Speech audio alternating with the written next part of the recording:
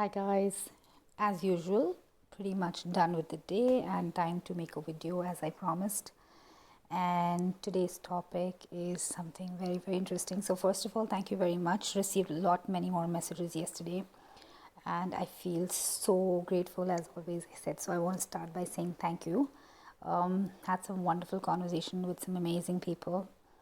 Went on a date with my husband today. So after a very long time we actually stepped out, had some meetings, and then had lunch, and then spoke to a couple of friends, who did message in certain topics they'd like me to talk about.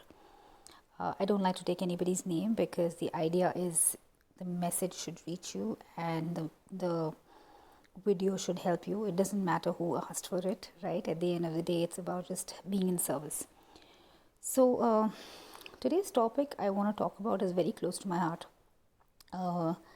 It is a very vast topic, right? And I always say this: I'm no doctor or no psychologist sharing, things that work for you or what may not work for you. But I always share things that have happened in my life and how I have overcome them and how it has helped me to become a better person. So if it works for you, you're free to apply it. If it doesn't, then that's okay. But at the same time, I don't consider myself to be some very big psychologist or doctor, right? I'm just another human being learning from experiences of life. So this may be a little long video, but also because I'm tired. But I wanted to make the video. I didn't want to go without making the video. So someone asked me about, and it was surprising, like sometimes you get similar questions from different people. That how does one become confident, or how do you become so confident? So let me tell you this, confidence is a very different subject altogether, because it all depends on when and where in life did we lose confidence, right? So if I look at our lives when we were young, or when you look at children today, right, they are so confident. They talk about anything that comes to their mind. You tell them to perform in front of a crowd, they'll do it. You tell them to say something, they'll just be dead honest. And sometimes parents freak out, right? Like, why did I even ask the child to speak about something? Because they're so honest. And that honesty comes in them because of the reason that they have no fears, right? When you were a child and when I was a child, or if you go back in time, and your parents will tell you this sometimes, your family will tell you that, oh, she was a very confident girl when she was young. And as she grew up, she probably became very introvert, or, things like that. So I want to talk about this, and I will relate my story to it because that's how I know it best as to how I fixed my levels of confidence. So looking at my life, let's go back and see, as far as I remember, where did I start losing confidence, or what is it that got me back to being confident? I believe that there are certain instances that happen in our life as we are growing that leave a mark on our mind. And such incidences are the time when the seed of being inferior or feeling inferior or having low confidence and self-esteem starts. So if I give you an example, go back in your life and think of a day where someone said something to you that really hurt you, or that made you feel like, oh my God, am I really that bad? And I'm going to share some examples very openly here because I'm loving the fact that I'm being truthful and I'm sharing real stuff, and the fact that I'm not afraid of doing that.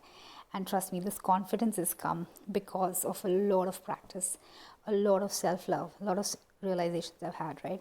So let me share an example. Today I don't feel scared standing on a stage.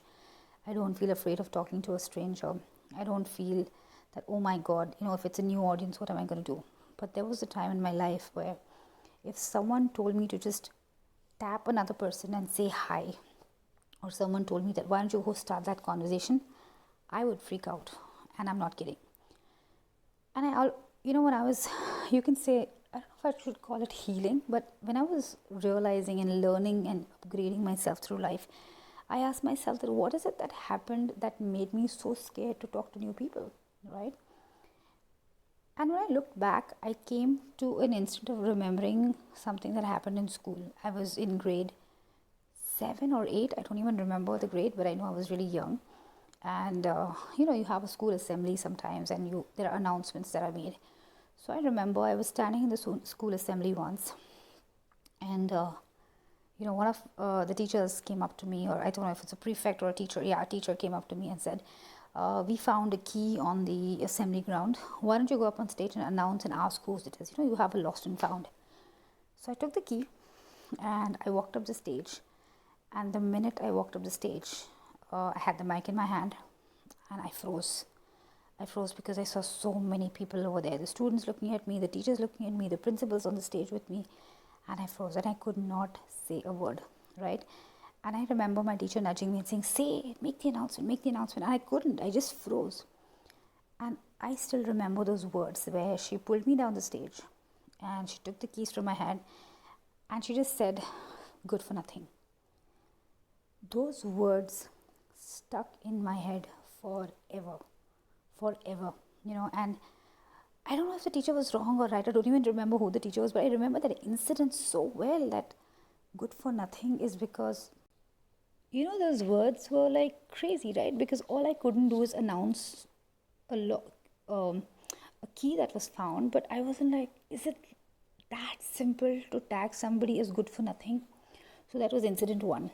The second incident that happened, I moved on from there. So I realized that, yeah, talking on the stage is not for me. I love dancing, by the way. For the people who know me very well, I love dancing. The second incident happened where I did not like art, right? Very contradictory. I'm a makeup artist. I never liked art then, and it's funny that I'm doing makeup now. And just to skip my art class, I decided to change my option to dance. And when I started going for dance classes, I somewhere had this feel of freedom. I loved the fact that and I never knew I could dance at that time, because I said, okay, at least it's going to be better than art class. But I landed up to realize that I was a good dancer. I was able to pick up steps. And then we had a function. There was an annual day, because I studied in Dubai, we used to celebrate all the Indian Republic Day and things like that. And we were performing at a really huge stadium. And I was dancing really well, and my dance teacher loved me, okay? And then we had somebody else who was making the selections of, where the girls should stand, what should they do, and who should be where. And I was really excited, and I didn't really care if I was in front or behind or whatever. I was just happy that I'm going to dance on a really huge stage. And I remember when my dance teacher put me in front, another teacher came up and said, no, put her behind, she's a little fat. And I was like, what? Really? And that time you accept anything and everything that people say because you're in school and you respect your teachers. I just couldn't understand what was happening with me. And I said, okay, I'm a good dancer, but I'm supposed to be behind. So that was the second stigma that hit my head, that, okay, I can't be in the front with everything that happens. I have to be there, but I'm going to be behind. And you know what? I was okay with it, because I was like, oh, I'm a part of the dance group. It doesn't matter where I stand. But today when I look back at it, I'm like, no, it matters, right? Because you cannot be pushed away from doing something just because you are one of the chubby kids and you don't want them to be in front. So that was second instance. And the third instance that happened was one that pretty much broke my heart. Is they were planning a fashion show in school once, and I had a brilliant idea of how you can use a concept. I was very creative even then. So I gave the concept, they loved the concept, everything happened. And then when came the time for selection, I was told again that, she can't be a part of it. She's pretty fat to be in a fashion show. Right now, these are small little instances. I probably think nobody even realized at the time they were saying it or they were doing it, but they stayed with me till today, right? And these instances made me realize that, seriously, like, is this how we define somebody's capabilities of being or doing something? And what happened is, all this while I was growing up, I grew up with these fears. So I never wanted to be in public. I never wanted to have conversations with strangers. I never wanted to be in front of, people. I always had issues with the fact of, the way I look on camera, or I would not even click pictures till a stage where, it was maybe a couple of years back, because to be like, oh no, I don't want to click a picture. Maybe it wouldn't look great, right? But what I realized through my years of continuously learning from people and being around positive people is, I allowed these people to say the things they said to me, right? I chose to accept and go from there. Does that mean that the person then was saying was wrong? Maybe not. Maybe in the kind of environment they were and what they needed for that particular time was right for them. But probably the way it was put across stayed in my head. But I had two options. I had the option to either accept and move on and keep that in my head forever, or say to myself, no, Samira, fine, maybe you were not great at it then, but you got to figure out a way to become better. So, my question or my answer to the question that you have is, how do you become confident? Is one, you have to believe in yourself that you are the best version of you. There is no other you, right? Maybe the other person is way better, or maybe that person is awesome, but you are you and you cannot change that, right? So, if you have an ability that is there, you need to develop that. You need to practice. I used to practice my communication in front of the mirror for hours. I have given, it's funny, I have even stood in front of a mirror, empty room, and given speeches, because I was told by my mentor that if you don't practice this, this is going to be with you forever. This fear is going to be with you forever. So, fear is something that we have created in our minds because somebody else who does not even matter probably said something to us. So, confidence comes in two ways that I'd say is one, get out of that fear and fight that fear. What is the worst that you can do? You'll fumble, you'll go wrong, you'll probably, not make it the first time, but someday you'll make it. And I want to share this. When I got this thing of continuously being told that, I'm not good enough, or sometimes it's not even a direct say that you're not good enough. It just happens in a conversation. You're like, okay, maybe I'm not good enough. And you decide this. And in the subconscious mind, it's there that, okay, I'm not good enough and I'm not good enough. I can't do this. It becomes reality, right? Because you constantly say that to you. So if you are feeling underconfident, work on doing what makes you uncomfortable. That's the one. So how did I feel, or did I realize that I'm now very, very confident of what I do? I'll tell you what happened. So, connecting the dots to where I was not allowed to dance in the front row, I remember when I was in Dubai, there was a little competition that happened in one of the gyms of Dubai, right? Body weight is something everybody gets shamed for. I'm no different. I had that part of my life, and I will talk about body shaming in a different video another time. But what happened here is, I wanted to join that gym, and it was super expensive, right? I said, I don't think I can afford this gym right now. I want to lose weight, but blah, blah, blah. So when I went there to inquire about what their charges are, I saw this flyer that says Bollywood Queen and King. And I asked them, what is this? So they said, oh, we're having a competition in the gym, and whoever wins this competition, they are going to get a 1 year subscription to the gym free. And I was like, wow, 1 year?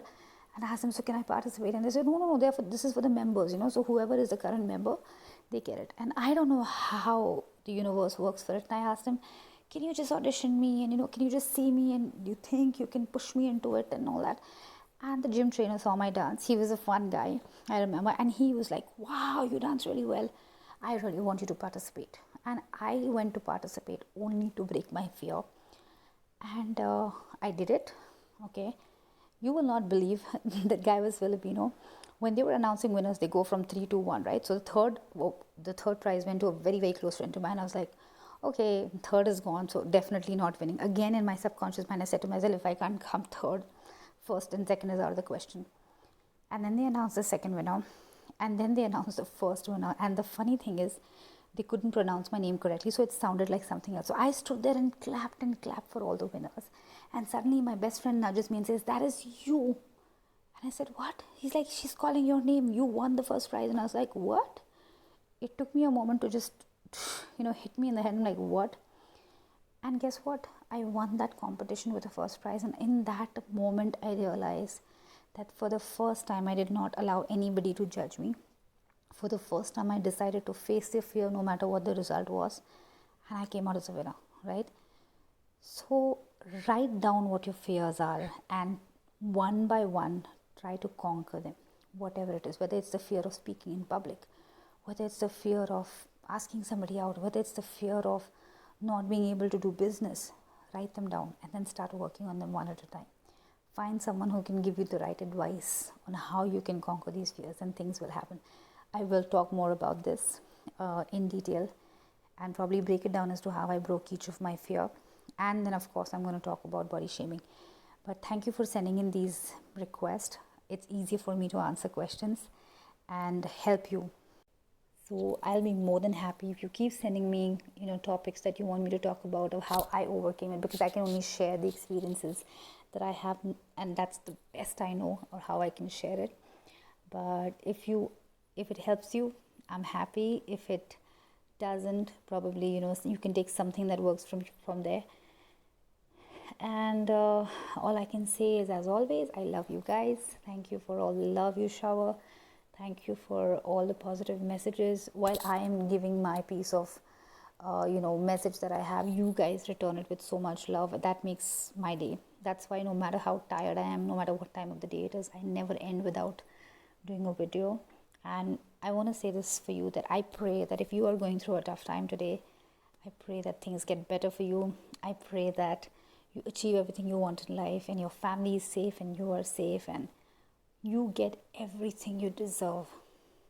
And may you come out of every fear and every difficulty and every challenge that you have. All right. God bless you. I love you guys.